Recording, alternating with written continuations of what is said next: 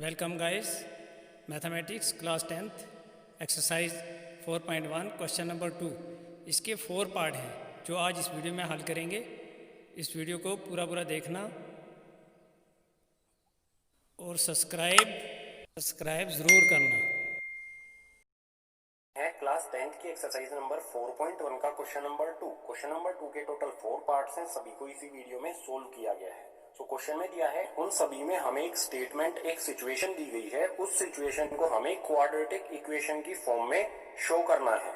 इस तरह से हमें एक सिचुएशन या फिर एक स्टेटमेंट दी गई है, उसमें से हमें एक क्वाड्रेटिक इक्वेशन बनानी है। सिर्फ क्वाड्रेटिक इक्वेशन बनानी है, सोल्व नहीं करना है। जितना बोला गया क्वेश्चन में उतना ही करना है। सो एक एक करके सभी पार्ट्स को सोल्व करेंगे। सबसे पहले देखते हैं फर्स्ट पार्ट को। इसमें दिया है the area of rectangular plot is 528 metre square, the length of the plot is 1 more than twice its breadth, we need to find the length and breadth of the plot. एक rectangular plot है जिसका area है 528 metre square और जो उसकी length है वो उसकी ब्रेथ से ट्वाइस यानी कि दुगनी, डबल से एक ज्यादा है, 1 more यानी कि एक ज्यादा है।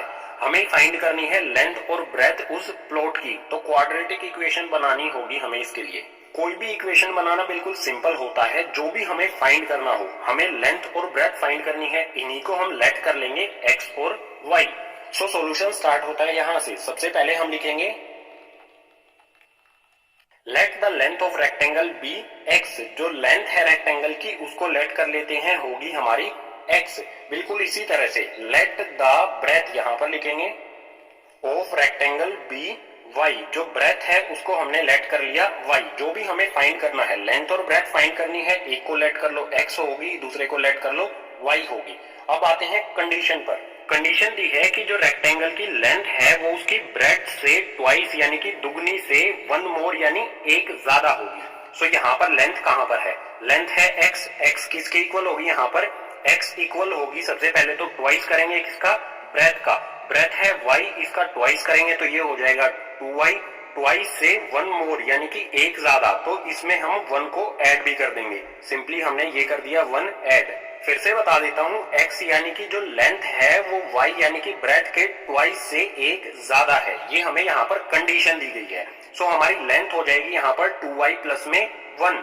हमें क्वेश्चन में दिया है एरिया ऑफ रेक्टेंगल। तो एरिया ऑफ रेक्टेंगल क्या होता है? लेंथ मल्टीप्लाई में ब्रेथ। सो लेंथ है x, ब्रेथ है y।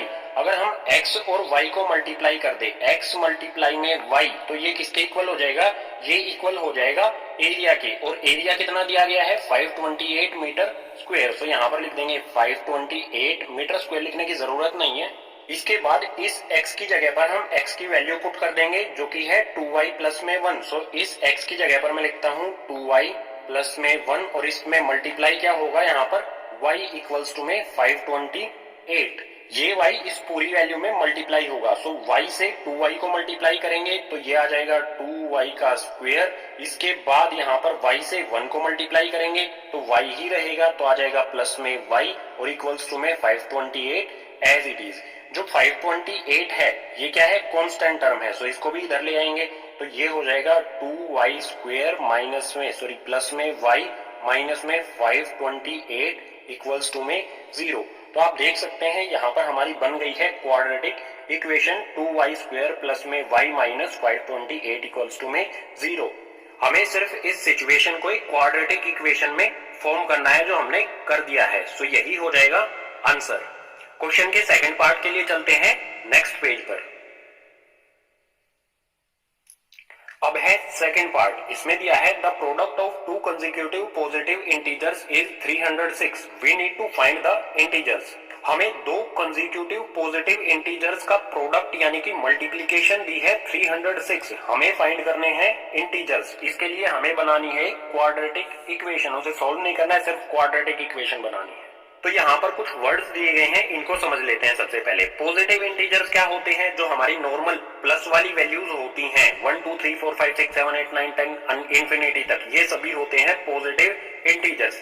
अगर इसके साथ लगा दिया गया है कंसेक्यूटिव, इट मींस कंटिन्यू। अगर बात करें हम पॉजिटिव इंटीजर्स जो कंसेक्यूटिव हैं, इसका मतलब क्या होगा? अगर हम 1 लिखेंगे तो इसके बाद ऑटोमेटिकली क्या आएगा? कंटिन्यू चलेंगे ये 1 2 3 4 5 इस तरह से। और अगर इनको हम समझें कि ये कंसेक्यूटिव किस तरह से हैं, अगर लेट कर लो हमारा कोई भी एक नंबर है, जैसे 3 है, तो अगला हमारा नंबर कौन सा होगा? अगला हमारा होगा 3 प्लस में 1, और इससे अगला क्या होगा हमारा? ये हो जाएगा 3 प्लस में 2। कंसेक्यूटिव का मतलब होगा उसमें 1 ऐड होते जाना। तो यहाँ पर अगर हम इन्हें सोल्व करेंगे तो ये आएगा 3, उसके बाद यहाँ पर 3 में 1 ऐड करेंगे तो ये हो जाएगा 4, इसके बाद यहाँ पर 3 में 2 ऐड करेंगे तो ये हो जाएगा 5। इसी तरह से ये 3 प्लस 3 आ जाएगा, उसके बाद 3 प्लस 4 आ जाएगा। ये होते हैं कंसेक्यूटिव, यानी लगातार जो हमारे नंबर आए, नेक्स्ट नंबर अपने आप आता जाए, उसमें 1 ऐड होकर आता जाए। यहाँ पर बात की गई है 2 कंसेक्यूटिव नंबर्स की। सो यहाँ पर लेट करेंगे सबसे पहले। लेट द 2 इंटीजर्स बी, जिस इंटीजर्स की बात यहाँ पर की गई है उनको लेट कर लेते हैं कि उनमें से एक होगा हमारा इंटीजर x। ये हमारा फर्स्ट इंटीजर हो गया। तो नेक्स्ट क्या होगा? नेक्स्ट में हमेशा क्या करना होता है? 1 प्लस करना होता है। सो नेक्स्ट इंटीजर हो जाएगा हमारा x प्लस में 1। सिर्फ हमें दो ही इंटीजर के प्रोडक्ट यानी कि मल्टीप्लीकेशन की बात की गई है। सो उसमें से एक इंटीजर हो गया हमारा x, दूसरा हो गया x प्लस 1। अब सिंपली इन दोनों का प्रोडक्ट दिया है हमें 306। सो इन दोनों को मल्टीप्लाई करेंगे, x में हम मल्टीप्लाई करेंगे सेकेंड इंटीजर x प्लस में 1, ये किसके इक्वल हो जाएगा? उसके बाद 306 के। अगर इन दोनों इंटीजर्स को मल्टीप्लाई कर देते हैं तो ये इक्वल हो जाता है 306 के। सो सिंपली इन्हें मल्टीप्लाई करते हैं, x से x को मल्टीप्लाई करेंगे तो ये हो जाएगा भाई हमारा x स्क्वायर, यहाँ पर लिखेंगे ये आ गया x स्क्वायर। इसके बाद जो x है इसको 1 से मल्टीप्लाई करेंगे, x को 1 से मल्टीप्लाई करने पर आ जाएगा x, किसी भी वैल्यू को 1 से मल्टीप्लाई करने पर वो वैल्यू एज इट इज आ जाती है। इसके बाद इक्वल्स टू में 306 हमारा आ जाएगा एज इट इज। अब जो ये 306 राइट हैंड साइड में है इसको इसी साइड में ले लेंगे तो ये आ जाएगा हमारा x स्क्वायर माइनस में प्लस में x माइनस 306 इक्वल्स टू में आ जाएगा 0। ये हो गई हमारी रिक्वायर्ड क्वाड्रेटिक इक्वेशन इस कंडीशन के लिए। सो यहां पर लिख देंगे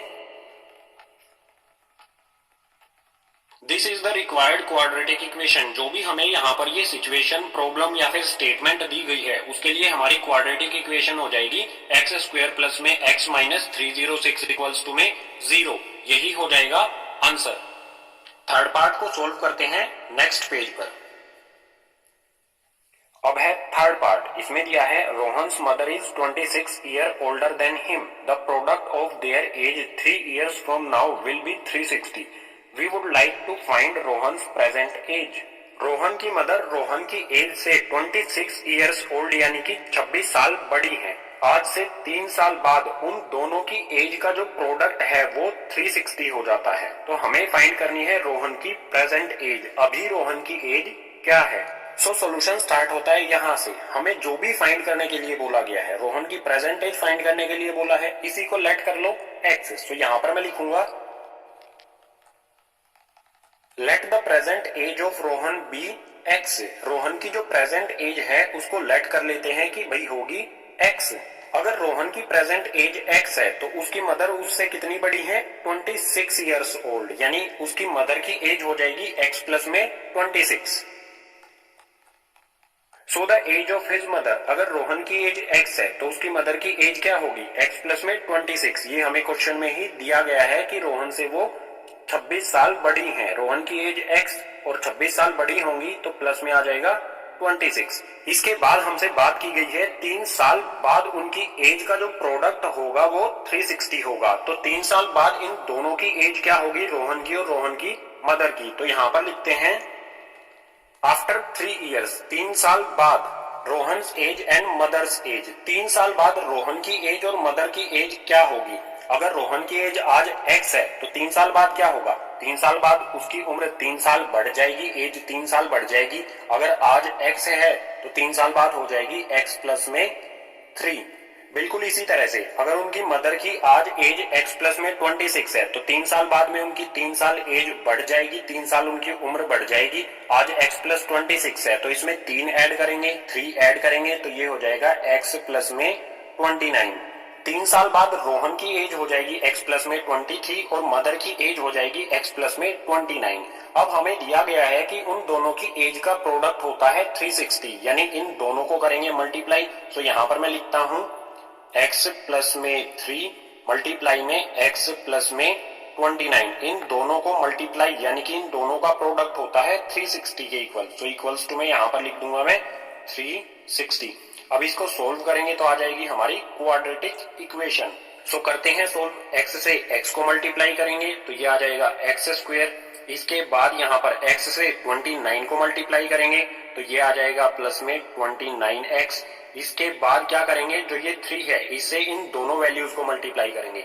3 से x को मल्टीप्लाई करेंगे तो ये हो जाएगा प्लस में 3x। इसके बाद 3 से 29 को मल्टीप्लाई करेंगे तो ये आ जाएगा 87। तो ये आ गया प्लस में 87 और इक्वल्स टू में आ जाएगा 360। अब इसको आगे सोल्व करते हैं। यहाँ पर हमारा x square as it is आएगा। इसके बाद x वाले टर्म को सोल्व करते हैं। यहाँ पर है 29x प्लस में 3x। 29x में 3x प्लस करेंगे तो ये हो जाएगा प्लस का 32x।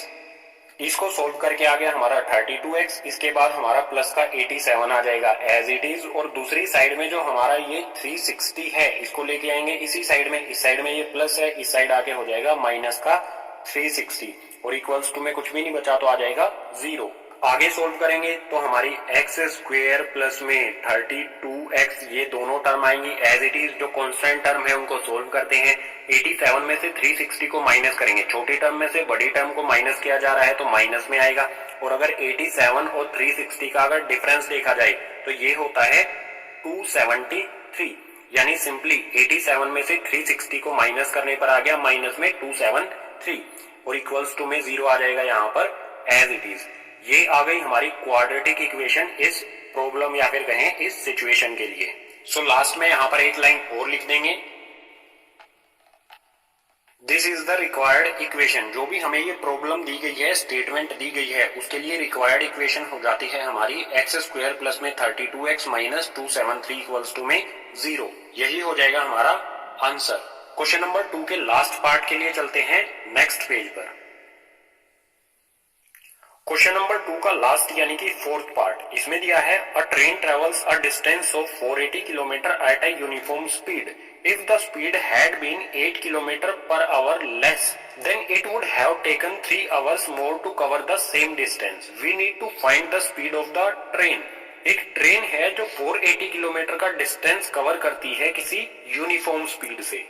जो यूनिफॉर्म स्पीड है इसमें से अगर 8 किलोमीटर पर आवर स्पीड कम कर दी जाए तो ट्रेन को 3 आवर्स मोर यानी कि 3 घंटे ज्यादा लगते हैं सेम डिस्टेंस 480 किलोमीटर कवर करने में।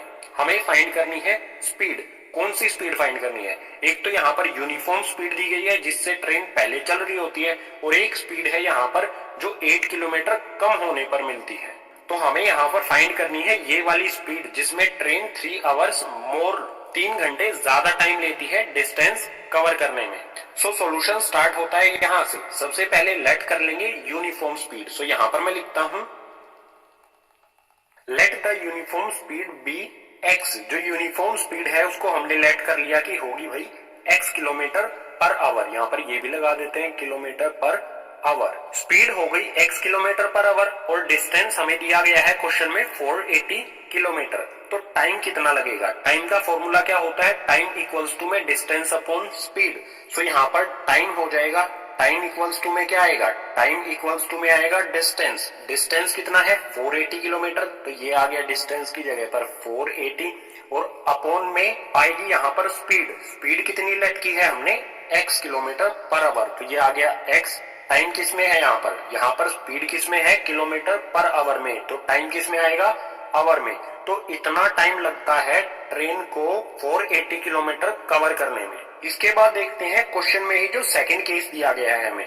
पहले यूनिफॉर्म स्पीड थी जो थी x, अब स्पीड क्या हो गई? 8 किलोमीटर पर आवर लेस, कम हो गई। पहले स्पीड थी x, इसमें से 8 किलोमीटर कम हो गई। तो केस नंबर सेकंड में हमारी स्पीड क्या होगी? यहाँ पर मैं लिखता हूँ स्पीड, ये आ जाएगी x माइनस में 8, ये किलोमीटर पर आवर में होगी। स्पीड 8 किलोमीटर पर आवर कम हुई है। अगर किसी भी ऑब्जेक्ट की स्पीड कम होती है तो ऑब्वियस सी बात है वो सेम डिस्टेंस कवर करने में ज्यादा टाइम लेगा। वो स्लो हो गया, अगर स्लो हो गया तो डिस्टेंस कवर करने में ज्यादा टाइम लगेगा।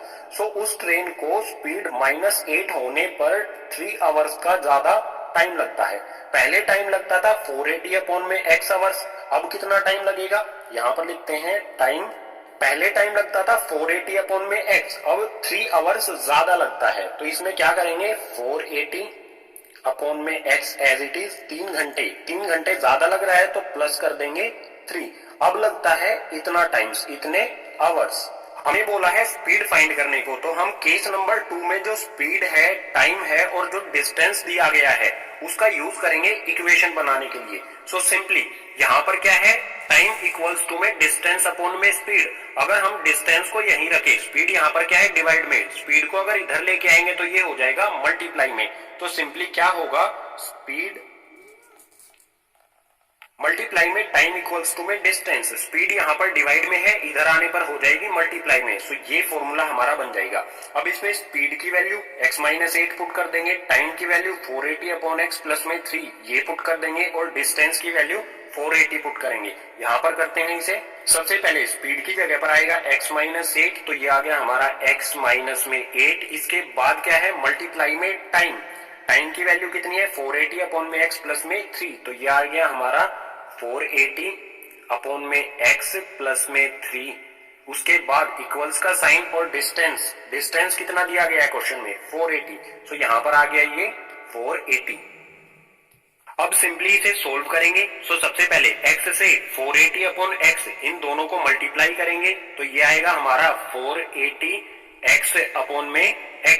सिंपली क्या किया हमने, इस x को 480 ऊपर मल्टीप्लाई कर दिया तो ये हो गया 480x और नीचे वाला x एज इट इज आ गया। अब x से प्लस 3 को मल्टीप्लाई करेंगे तो ये हो जाएगा 3x।